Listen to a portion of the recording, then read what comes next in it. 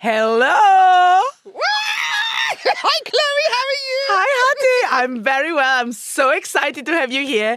Thank you so much for coming to the Body Talks. I am so overexcited. I'm so proud of you. This is such a beautiful thing you're putting into the world. So thank you. I'm very proud to be a part of it. Thank you. Oh my God. Let's start with the audio description for people that can see us right now. I am a tall, white, curvaceous woman with brown hair. What else? I'm wearing an oversized white shirt with a black tie and a pink pair of trousers with a pink skirt on top and some black Crocs. I'm not wearing much makeup and I'm quite sweaty, quite excited. But yeah, that's me. Ateh, can you describe yourself? Hello. I am a very curvy, delicious, juicy West African.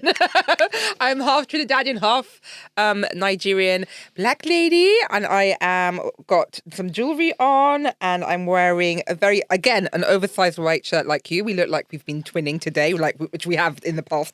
Some trousers, black trousers, velvet trousers. I'm wearing Monica Vinader rings. I look very Liberace, which I'm enjoying, and a tennis bracelet, and Ateh Jewel beauty blush, and I'm ready to rock and roll. Wow! Oh my God, beautiful. You look awesome. I love it. I love it. I love it. I love it. I would like to start asking you so many things, but as I've been doing with other episodes, let's start with a little exercise, introspection and grounding, so we can actually connect with our bodies and then start from there, because all my work and research comes from the body actually, and what does the body tell us?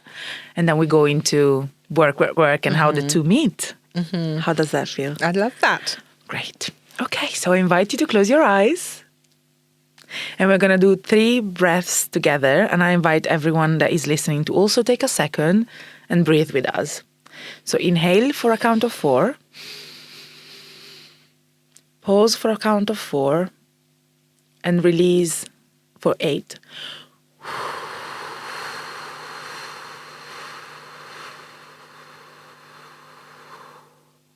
We do it again. Inhale 4.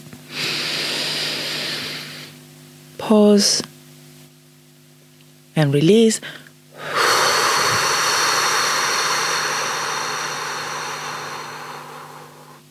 And one last one.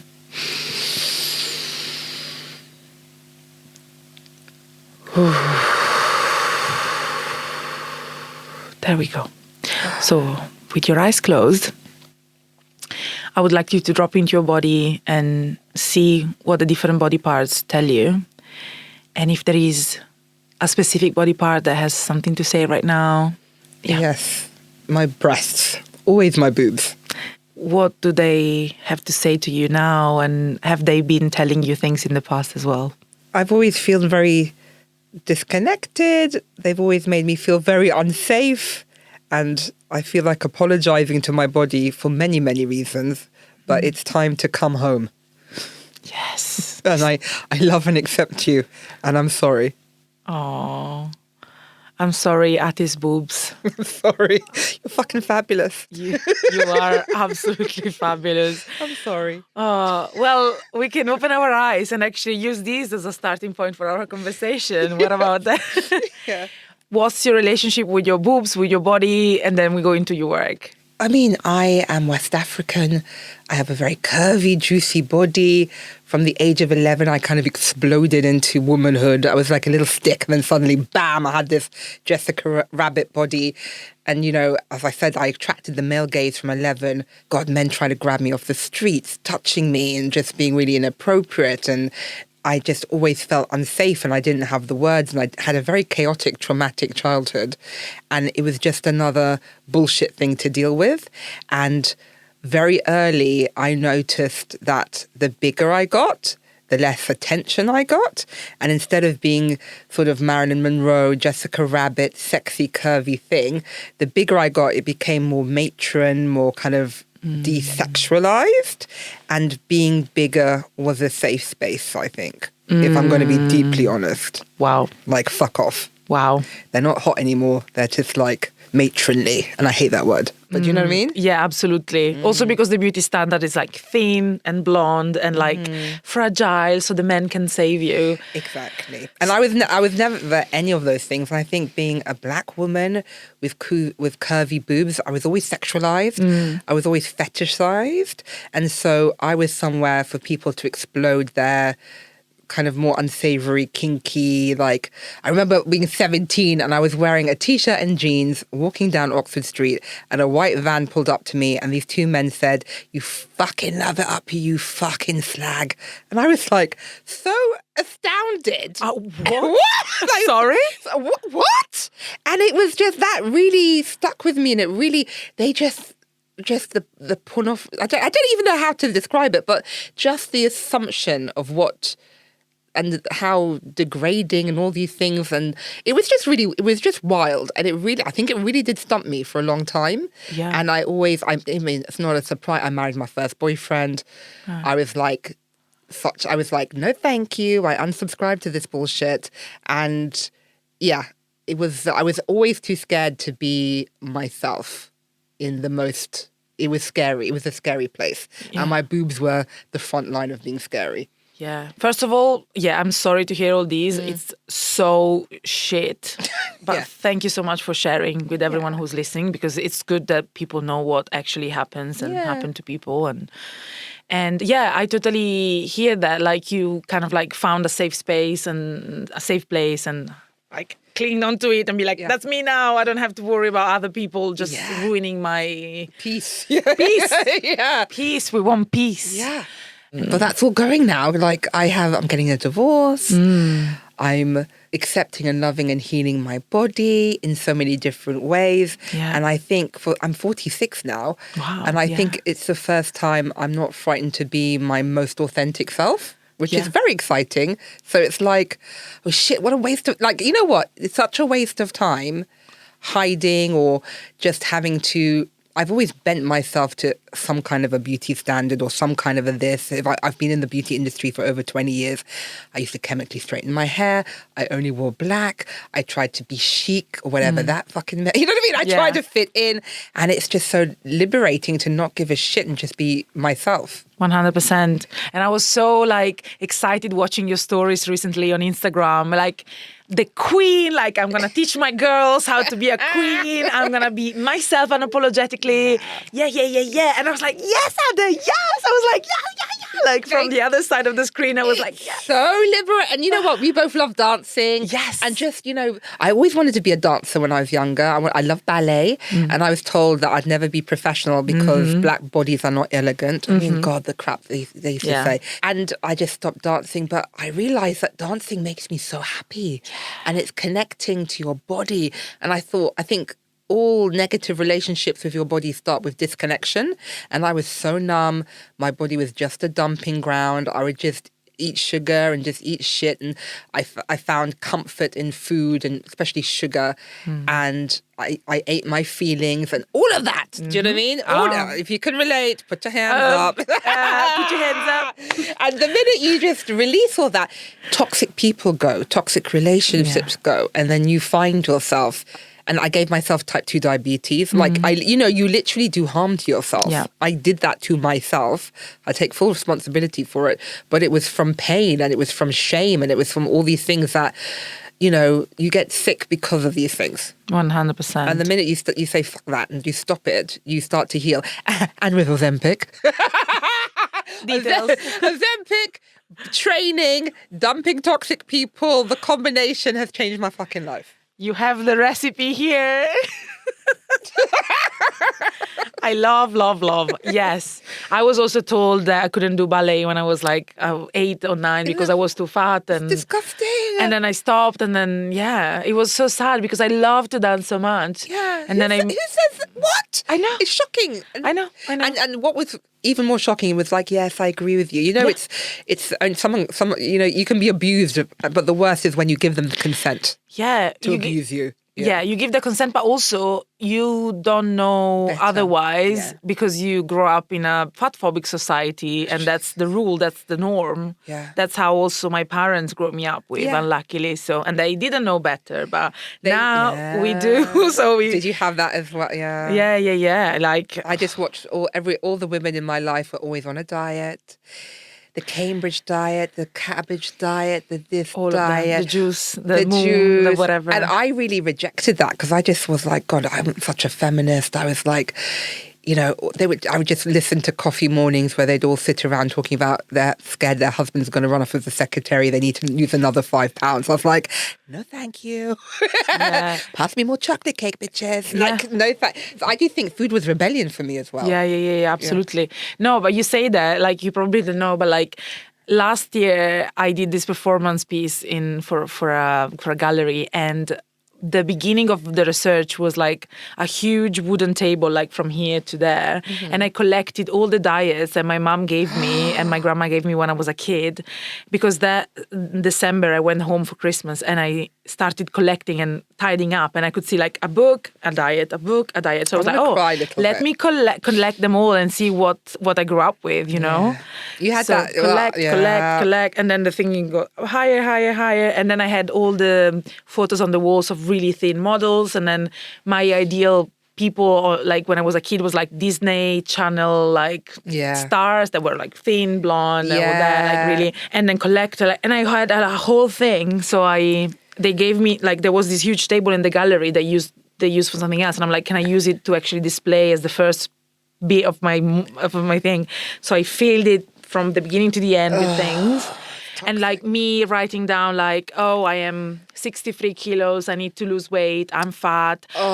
In this in this photo I'm drinking my Lipton iced tea. Oops, you caught me. Shame. Like, it's disgusting. The layers of shame we grow up with. I don't want to out anyone in my family, but I was just told, I was dared to be anorexic once. They're like, I bet you couldn't last the whole day without eating. And I'm like, I'll show you. And I got to 5 o'clock and I was like, no, I got to eat. And I was told, Ateh, you binge, but you don't purge. I was like, are you trying to make me bulimic at 14? Like, what? It was bad. It was, But I'm strong, and I kind of rebelled.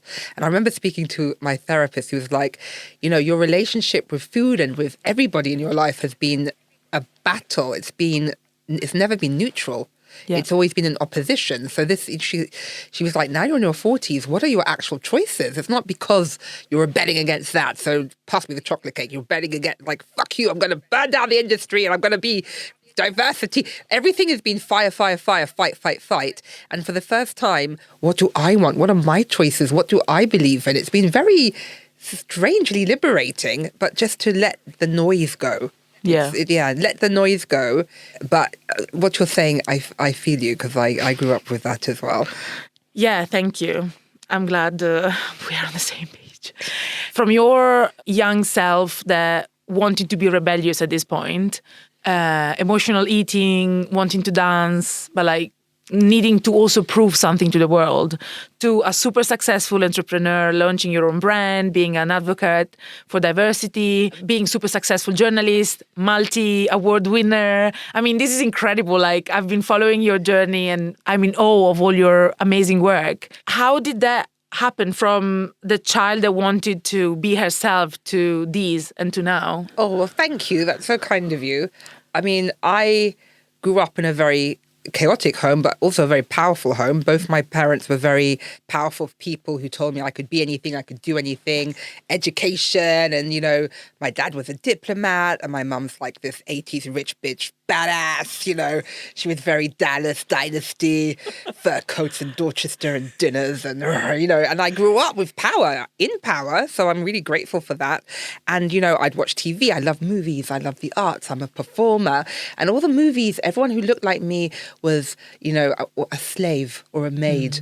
which is nothing wrong with being a maid, but they were always economically, socially depressed. And I'd see my mum and dad going off to like some powerful event, and it never made sense to me. I never saw myself. I never saw versions of myself.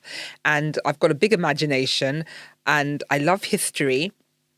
And I always was like, it just doesn't make sense to me. Everything I've ever done, now that I reflect, is the things I'm interested in: power, identity, status. And that is the theme throughout whatever I do. And so, you know, growing up, I loved Elizabeth I. I still do. She's my icon. She's my beauty icon. Wow.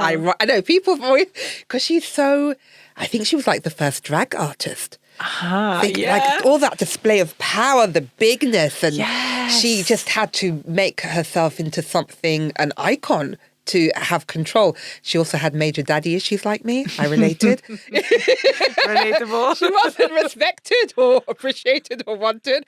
I got you, girl. And and she was like, fuck you all. Look what I can do. And she took a broke country and she made it into one of the most prosperous, secure countries, and we're talking about her like 500 years later.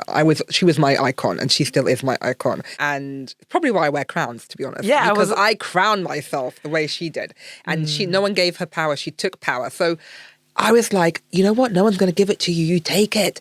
And so for me, I loved beauty. I loved movies. I used to watch Marlene Dietrich.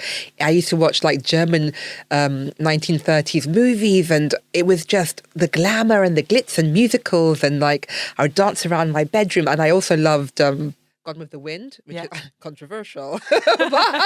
Controversial. But Scarlett O'Hara, again, one of my icons. She's got such a bad rap.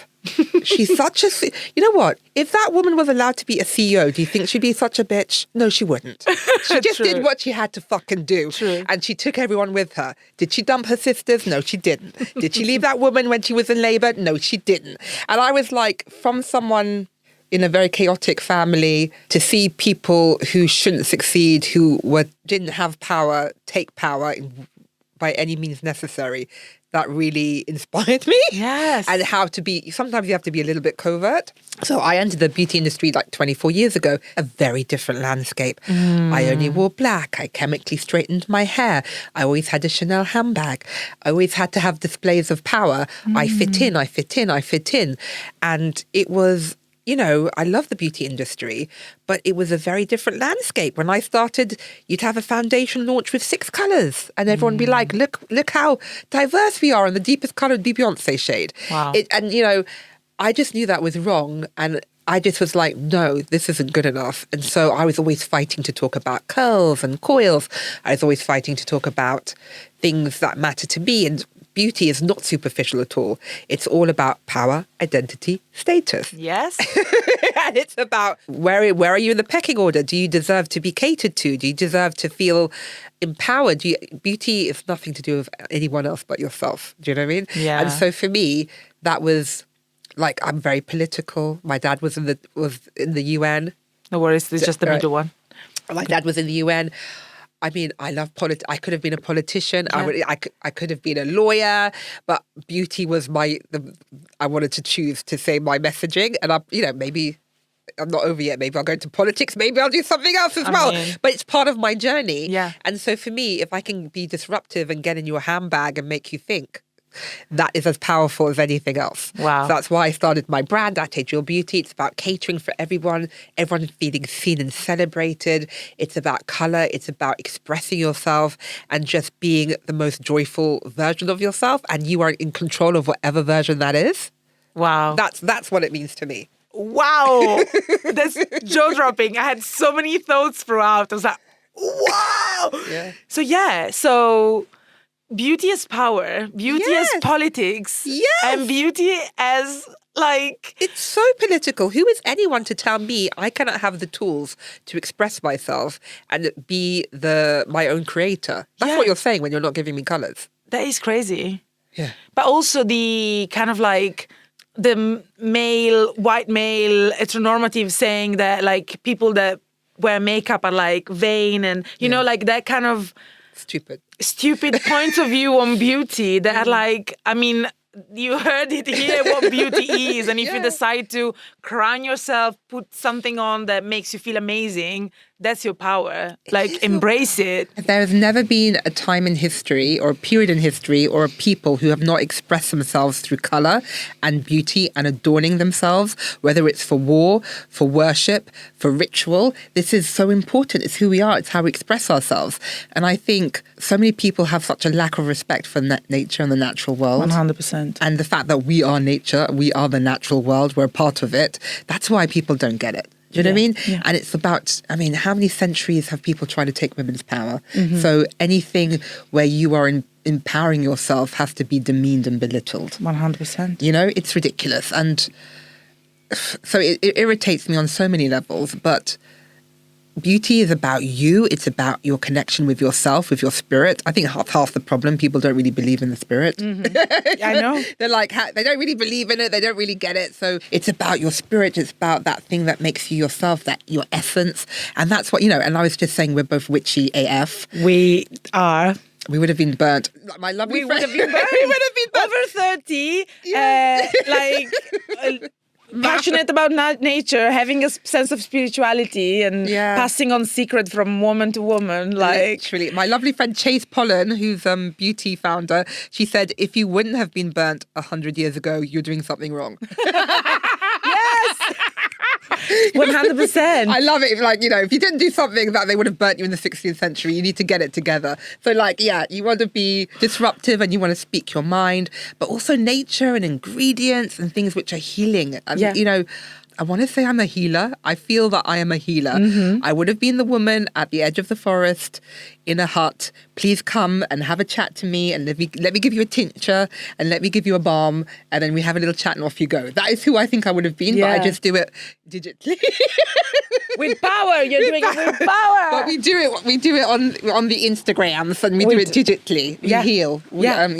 It's a similar thing. Yeah, because I was listening to another podcast and you said that when you were younger, you were looking through books and looking at nature and plants and witches and ingredients. And that probably also inspired your making, your connection with beauty. So that, and I had this experience recently going to Guatemala and learning how to facilitate cacao ceremonies and the rituals, the nature, the connection with the spirit. And before going there, actually, I didn't realize that I had this strong connection with the spirit. I was like, I grew up Christian. I don't believe in that religion anymore. I don't have any belief. And actually, I've been doing energy healing for a while. And then I understood that, connecting with nature, connecting with spirit and having something from nature to nurture you. Same thing. That's the same thing. I'm already on a journey. What? And creating content that kind of speaks to people about my own healing. That's already what we're doing. It's all the same thing. You know what I mean? It's all the same thing. And you know what? I was on the train coming down here. I did my makeup. It's a form of meditation. Yes. I was drawing and blending and painting and I was inside of myself and I had to disconnect. I have a very racing mind and just doing the ritual. I like to do my brows first. It was so calming and healing and it was ritualistic and it was meditation and it was just all the things that I really enjoy, which are good for you. Yeah. And it's all the same thing. It's all a bit spiritual. It's all taking time for yourself and having some reflection and just being happy about you, just being in your body. You know what? I spent so many years being in my mind and not in my body. I was so disconnected to my body. My body was just this lump that I dragged around. It just literally weighed me down. And the minute you start to heal the mind-body connection, that's when everything good happens. That's it. You heard it here first. Yeah. That's exactly it. No matter how you do it, if it's dancing, if it's skincare routine, if it's drawing. Yeah, your cacao ceremony. You're using all your senses. Exactly. Taste, sight, touch. Exactly. Because when I offer the cacao, I invite to connect, to smell, to put it near your heart, to think about what would you like the intention to be? How do you want? It's all the rituals. All the rituals that allow you to be in your body and to switch off the overthinking in your brain. Yeah. Nourishment. Nourishment. That's all you need every day if you can, as much as possible. And care, which is really important. My friend, I have a really, really lovely friend, and she said, Because I can be a bit of an extrovert. I don't know if you've noticed. What?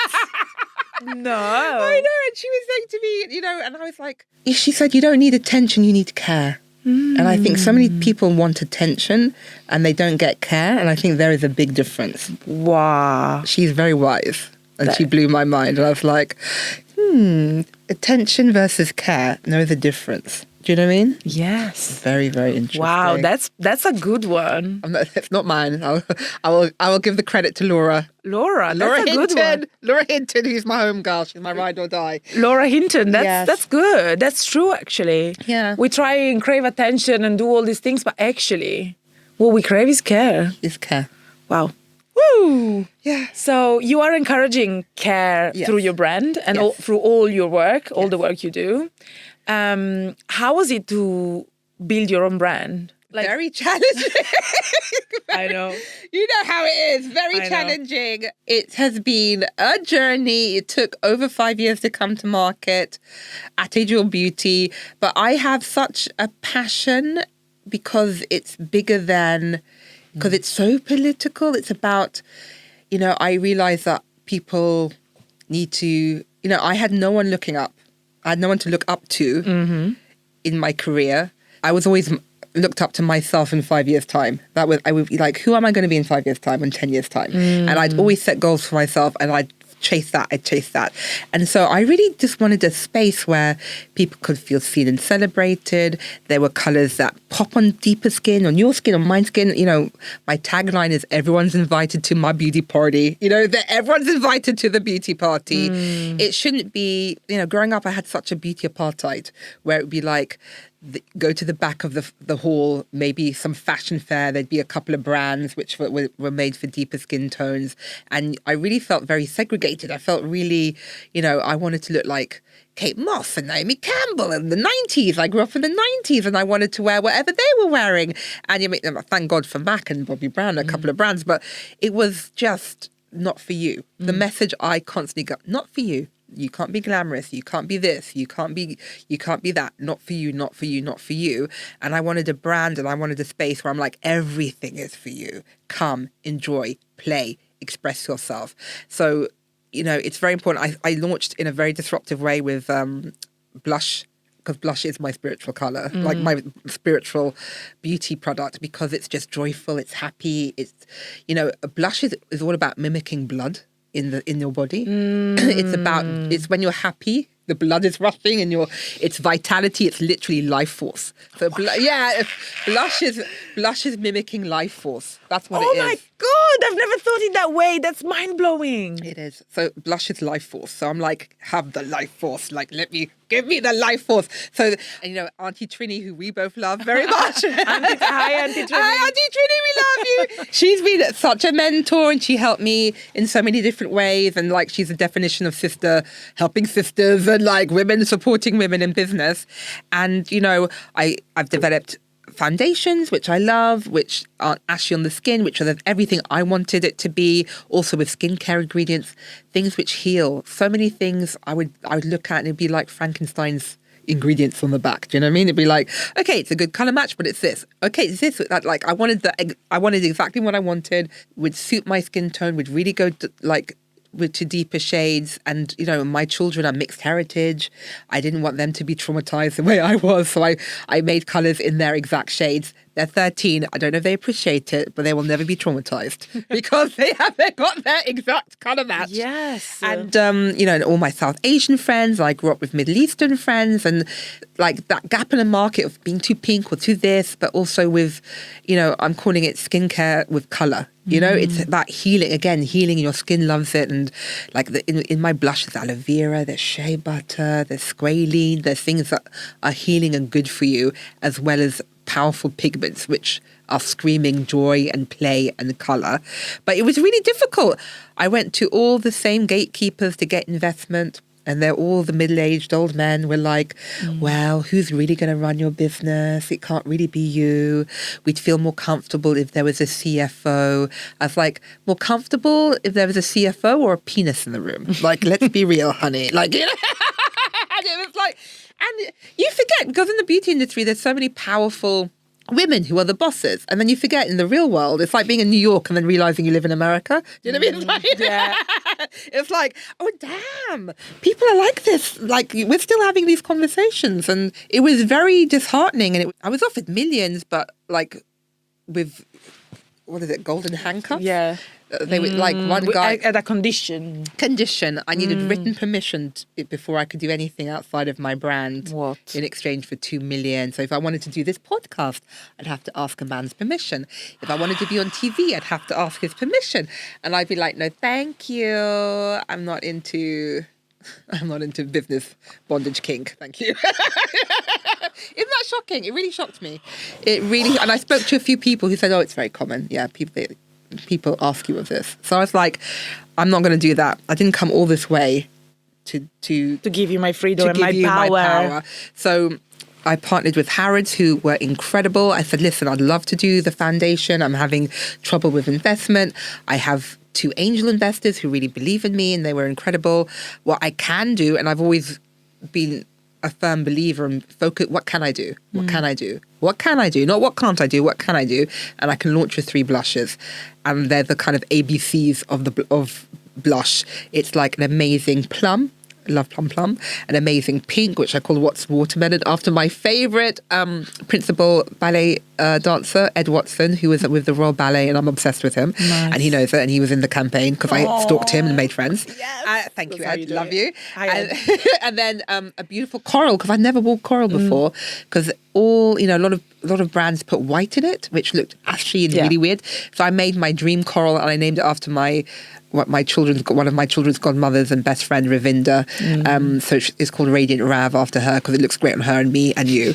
And it's a love letter to probably my 14-year-old self who just always felt on the outside looking in. And so I launched with Harrods last year, which was wild. And I really thank them for being so disruptive and being like, we've never done this before. And I'm like, this is how we change the world. And they're like, okay, we'll do it. And they have been amazing. Wow. But I launched the brand on the 5th of July. And I told my husband of 26 years our marriage was over on the 1st of July. So I don't even know. Chloé, I'm only talking about it now, but I don't know how the fuck I did that. So when I tell you my world and life changed last year, it was just like the 1st of July, my life came crashing down, and on the 5th of July, it built up. It raised from the ashes Like a phoenix. in 5 days. I can't tell you. It was probably I'm only now on the other side of it, a year later, but I don't know how I did it. But you know what? I said to myself, I think I'm very hard, but also I'm like, my ancestors did not burn, they did not suffer, they were not enslaved for me to let a boy make me fucking cry and destroy 20 years of hard work. Let's twirl, let's do this. Oh my God, she's a witch. Yeah. No, I called my ancestors. I called on the power of my ancestors. We call Ateh's ancestors. And they filled me up, and it was an incredible time. It was, when everything is destroying in order for a new life to be built. It was wild. I'm only just on the other side of it, of like, wow. Yeah. Whoa. It had to happen. Yeah. And then, as you said earlier, we were having a chat about like things coming easy. When you take the decision, then if it's the right decision, everything flows, and it feels like that was the right decision.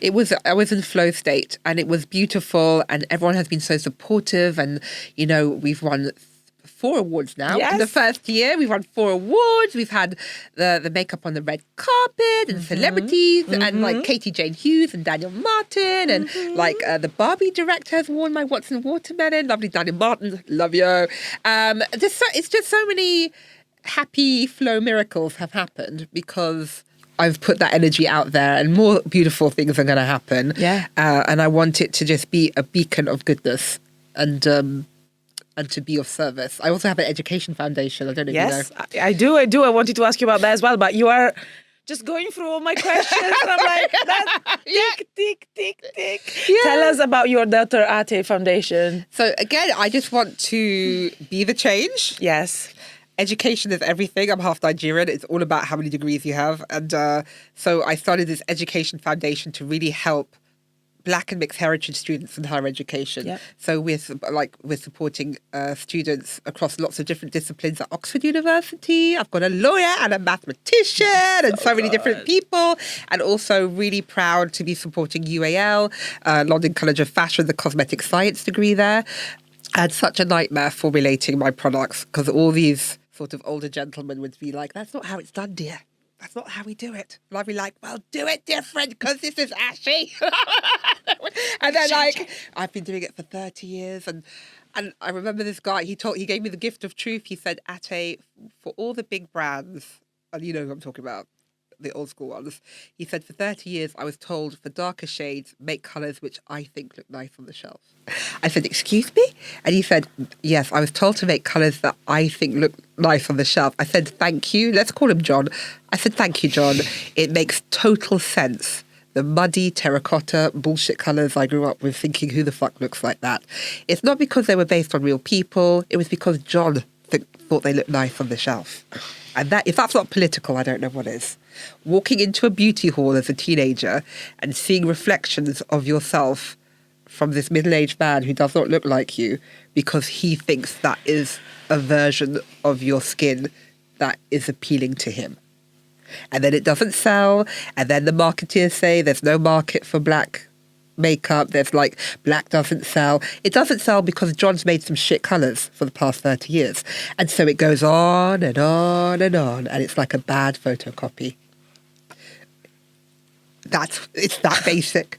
And I flew to so many factories and not one black person in the building. I'm like, who do you test this on? They're like, do you test this on darker skin tones? They're like, no, but we don't. And I was like, is it really this basic?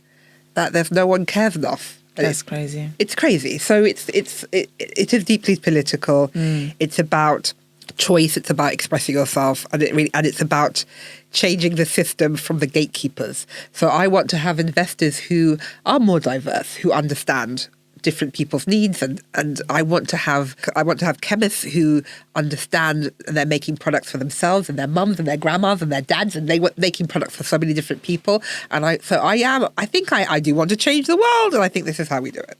Yeah, and you are changing the world. So that's your legacy as well. Thank you. That is amazing. I want everyone that now had their mind blown by what Ateh said to just like raise your hand or to just send us a comment. I don't know, but like this was so, in a way, life-changing. Like because you have an idea of how the things work and you have a little insight maybe, or you read something, but like hearing it from you that you went there and you kind of like witness all this and I see what the problem is. I'm like, yeah.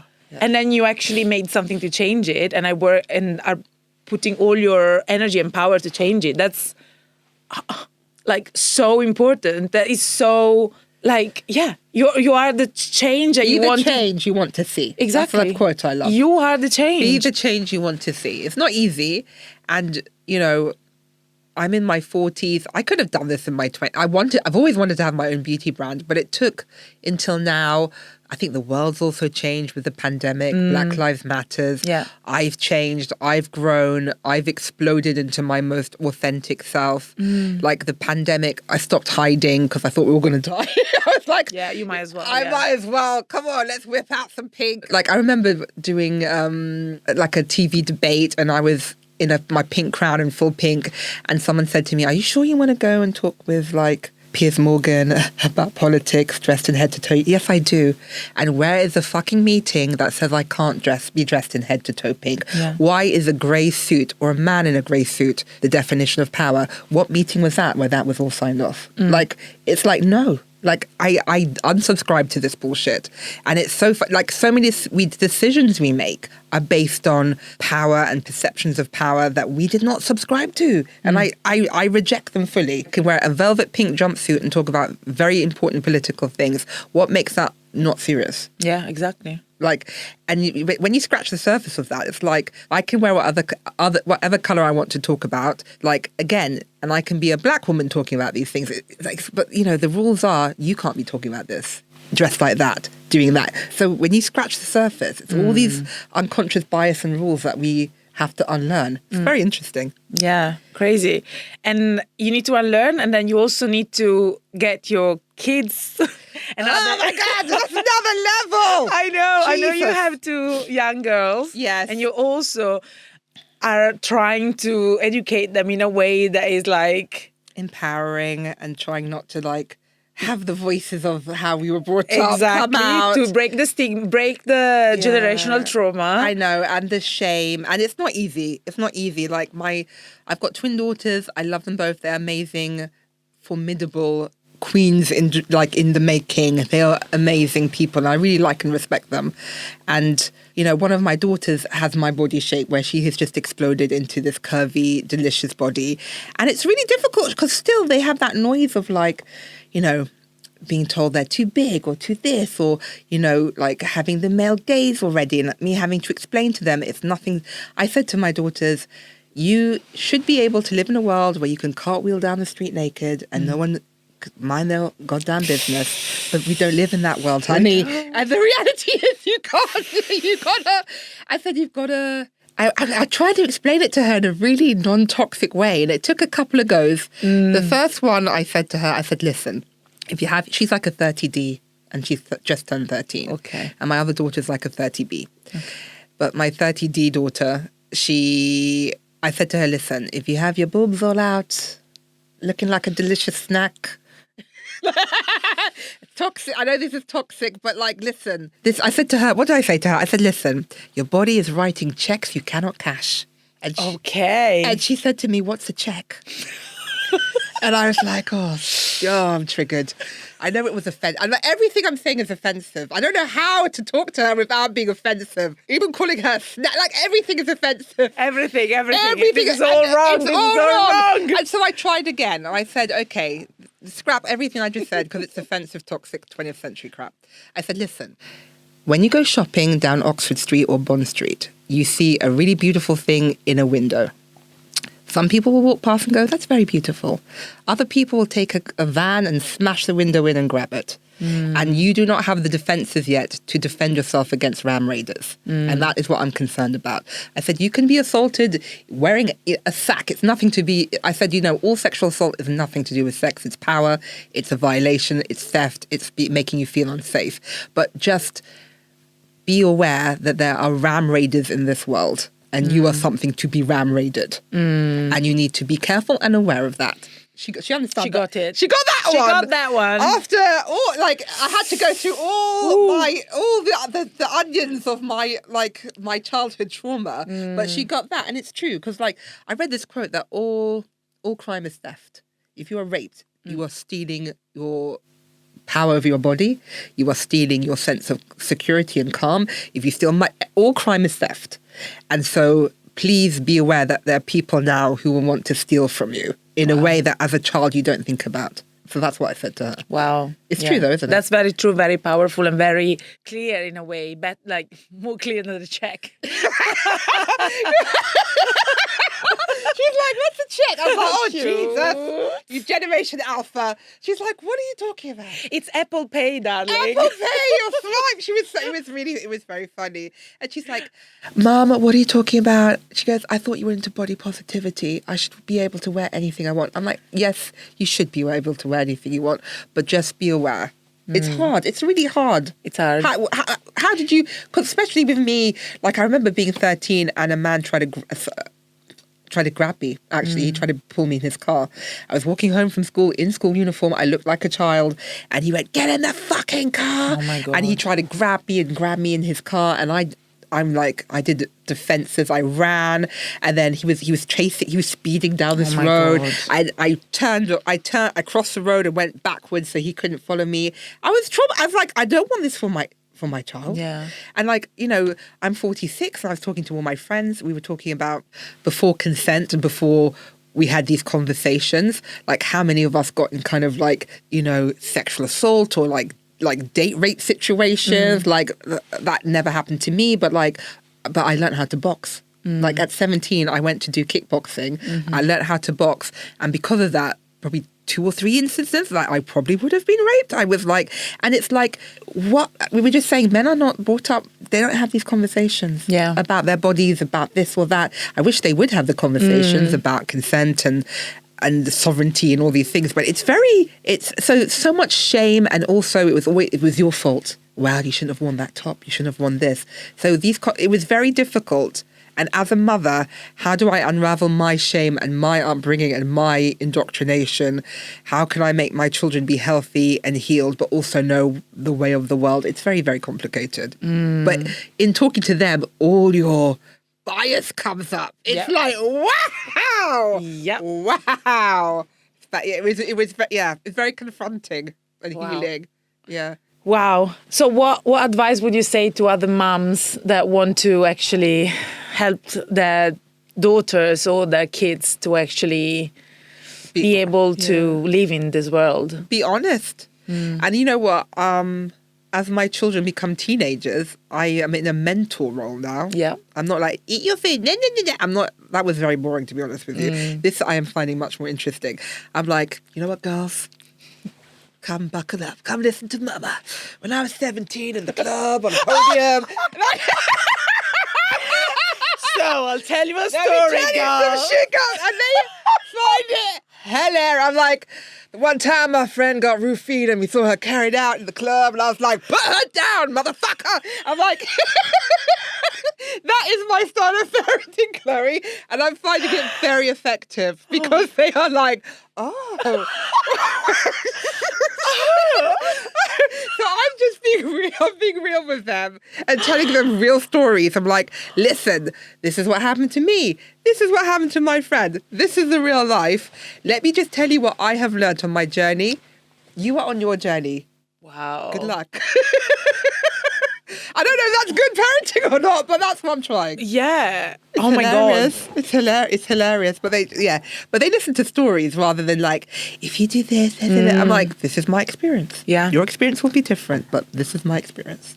The power of storytelling. I story tell. That's how I parent, through stories, like real stories. And I'm like, there's always a crazy friend. You've got to be careful of that friend. Only hang out with girls or people who will have your back. And my friend didn't get carried off and assaulted because we all stopped the man. Do you know what I mean? But there are other stories where you've got friends who don't have your back and then bad things happen. So like who you hang out with is who you there's that saying, the 5 people you hang out with is who you are. Like choose who you want to be and who you hang out with. Yeah.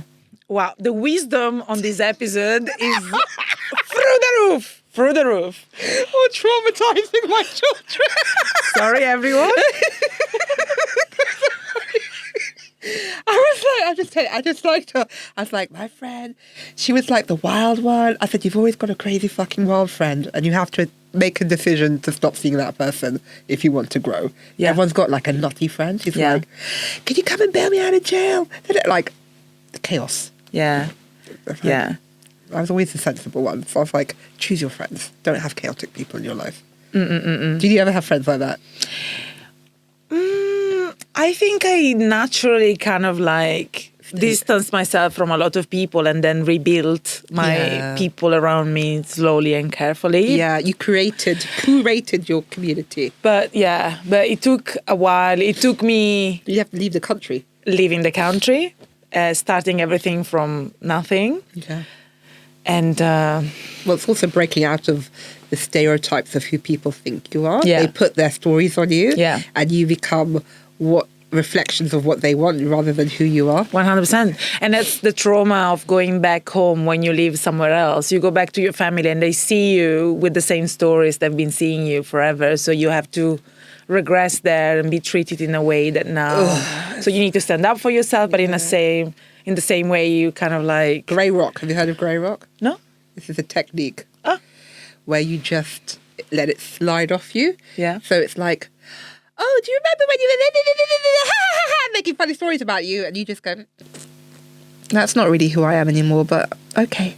And it's devastating because they want a reaction from you. But if you just act as boring and as still as a grey rock and let it wash over you, the little paper cuts can't get to you. It's a technique for narcissistic people. You just grey rock. You go, okay, sure. Because they want to fight. They want to trigger you. They want to make you that person who they think you are. So you just go, Grey rock. smile and wave. Okay. Wow. And it protects you in a funny way. Yeah. It protects your core, and you don't have to defend yourself. You don't have to prove yourself. You're the crazy over there. I'm grey rocking over here. I'm in my happy place. I know who I am. You have a fun time projecting onto me, and I just grey rock repel it back. I've learnt that. Wow. It beats alcohol. Yeah. I used to just drink Baileys. Oh my God, I love Baileys. At Christmas time, just Baileys. drink Baileys and let it hope for the new year. But that doesn't work. Oh, wow. I think Grey Rock, this technique can be used for family, for like wider family, but also for friends that have known you for a while and they are like clinging on the version of I was the they- fat friend. I was always the fat friend, the good old reliable ha ha ha ha ha. But then when you grow, naturally, unluckily, you will piss off someone that wants that for themselves because it's useful for them. Yeah. So you also have to be prepared to break some relationships. Yeah. Because maybe with the family, you keep it there and then you like go back to your home. But like with friends, you can actually like curate it, breaking unluckily some friendship and building something else. Or marriages. You brought it up. I didn't want to talk to you like dating, but if you want to share how you're doing with that as well. Oh my God, it's been hilarious. We were just saying before about like apps. Oh yeah. Do you want a funny story, audience? You might do. Who would like to hear a funny story? Oh my God. So I am quite popular on the apps. I have no idea why. It's hilarious. I am sure you are because you're gorgeous. Thank you, but it was It was one up. It was on the Bumble. Okay, we said on it. the Bumble. So like Bumble. I have to thank my friend Richard, who's hilarious. Before I started Bumble, and my profile picture was very LinkedIn. It was very professional. Hello, I'm Dr. Ateh Jewel. And my friend Richard was like, get your tits out. For fuck's sake. Get your body out. You're beautiful. And so I put like a really fun picture up. I've got like 772 like matches likes. Wow. That got scary. I took that picture down. I put another kind of middle one up. In the middle. But anyway, I like matched with this very, very attractive, like ridiculous, super hot, 8-pack, younger, very, very, very good-looking guy. And you know how we were saying about your boobs and there's all this trauma and like they're too big, they're this, they're that. And I remember I was having like a breast exam with the doctor and she said, I hope you don't mind, but I'm going to have to write some notes. Don't be offended. And I was like, I won't be offended. And I wrote, the patient has big pendulous breasts. Oh, damn, that was so hard. Anyway. Big pendulous breasts. I was like, I'm not offended, they are. Anyway. Did you put that in your bio? I should do. But anyway, that matched? the hot guy I matched with, he was like, can I just ask something? I was like, yeah, what? He goes, you have big saggy boobs. That's my kink. I love big saggy boobs. If they go down to your navel, I'll fall in love with you. And I was like... I just couldn't stop laughing. I was like, for years you have hang-ups about your body.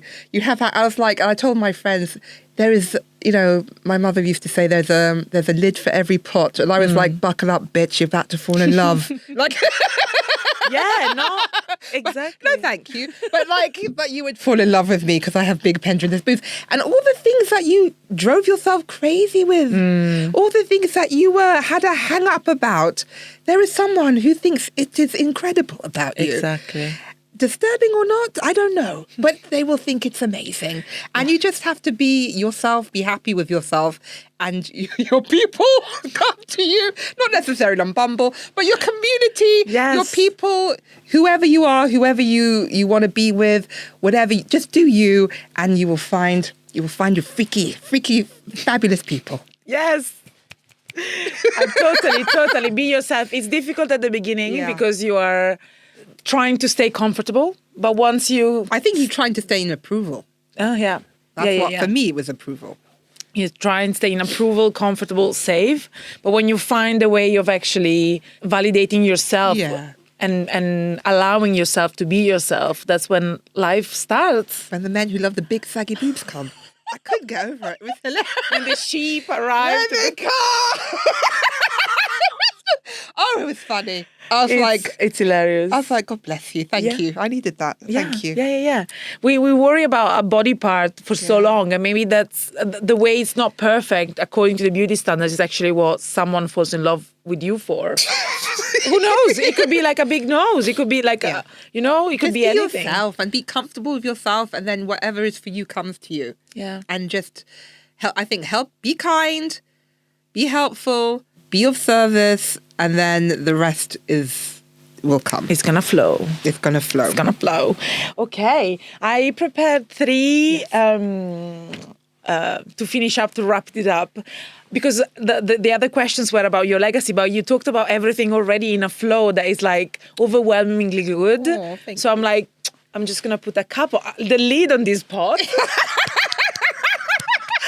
And just ask you the final 3 questions that I ask everyone. Yeah. And then we wrap it up. Question number 1. Yes. Fun story about a body. Well, I mean, you literally just said it. Yeah. Well, it was a fun story about a body part that you hated at first, but then allowed you to get away with something, and you've been grateful for it since. I mean, the boobs have been the boobs. And I mean, as a teenager, they did get me into the club. I'm not going to lie. There is power in your body. And it's I always say I was given a Ferrari at 11 when I did not know how to drive. And it was scary and it was horrific. But now I have the keys and I'm going to put my fucking foot down. And I'm going to ride. I'm going to ride that Ferrari hard. That sounds gross. But no, I'm ready to be in my body and to be myself and to not be afraid. I was hiding for a long time and I don't need to hide anymore. Yeah, you're in the sun now. I'm in the sun with the top down of the Ferrari, driving down the Amalfi Coast, going to go have some pasta. This is my life. Wow. Yes. And it's okay. It's okay. It's okay. I mean, the second question could be already this answer.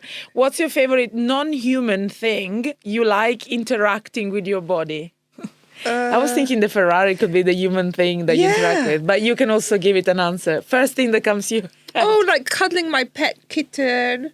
I have a new pet. It's my first pet ever because I had such a traumatizing year. Oh. My friend Laura Hinton, the wise one, she said, get a fucking animal for you and your children. And we got a kitten and I love her. And she snuggles, she comes and she purrs on me. She sits on my chest and she purrs. And there is something so healing about the vibration and it's like animals heal you. So animals, I love driving. I do like a fast car. And I like good food. I'm very sensual. So being, I like swimming in the sea. I like the wind in my hair. I was on the way here, there was a gust of wind on the tube and I thought I was on a Beyonce video. So I was like sashaying. Just like being alive. Just, wow. Yeah.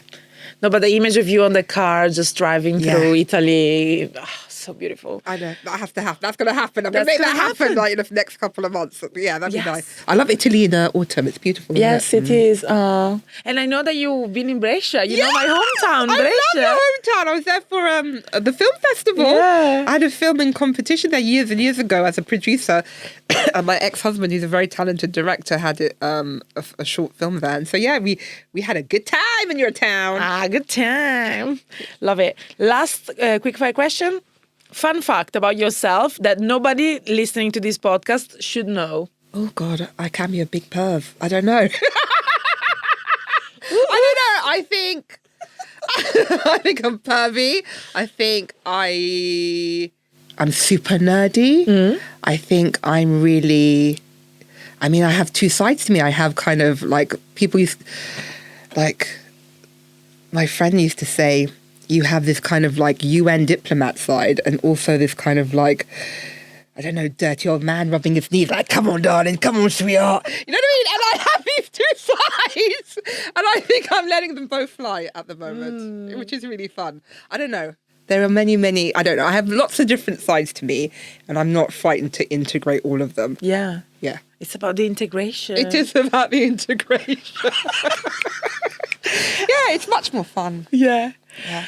Well, Thank you so much. I mean, this has been the most fun episode ever. Like, I would carry on talking forever, but of course, like, we have a time limit. Ooh, yeah. Yeah. So I think to just wrap up, we just finish off going back to our body with a little Yes. meditation like before. If you want to close your eyes, we do 3 big breaths.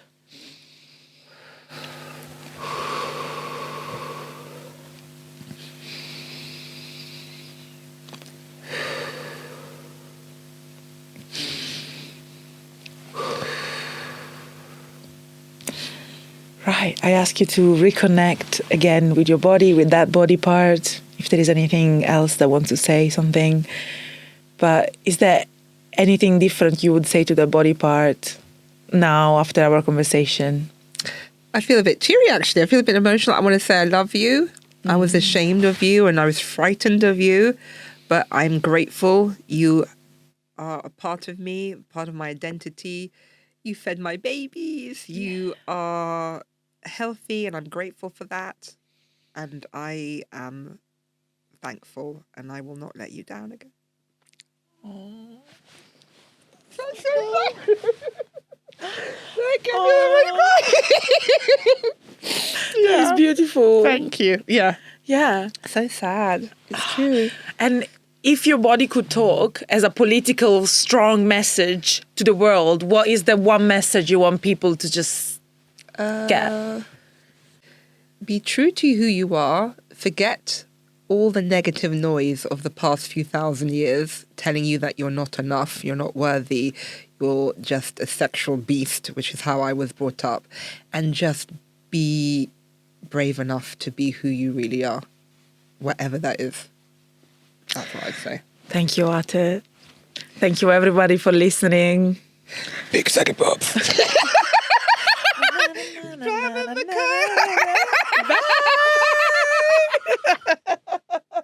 Fuck, that was hilarious. Was that too much? So good. So good. I was like, is it too much? No. Never. Never. Never. This is who we are.